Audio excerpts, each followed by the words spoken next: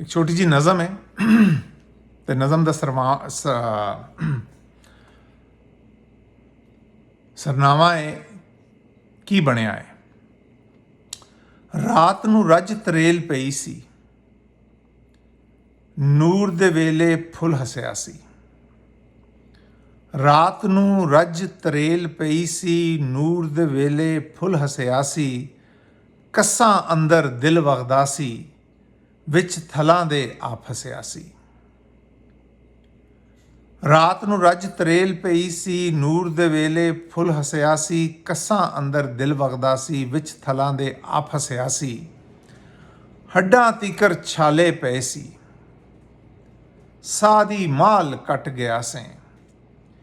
ਇੰਜ ਲੱਗਦਾ ਸੀ ਵੱਟੇ ਉੱਤੇ ਮੁੰਜੀ ਵਾਂਗਰ ਛੱਟ ਗਿਆ ਸੈਂ। ਹੱਡਾਂ ਤੀਕਰ ਛਾਲੇ ਪਏ ਸੀ, ਸਾਹ ਦੀ ਮਾਲ ਕੱਟ ਗਿਆ ਸੈਂ। ਇੰਜ ਲੱਗਦਾ ਸੀ ਵੱਟੇ ਉੱਤੇ ਮੁੰਜੀ ਵਾਂਗਰ ਛੱਟ ਗਿਆ ਸੈਂ।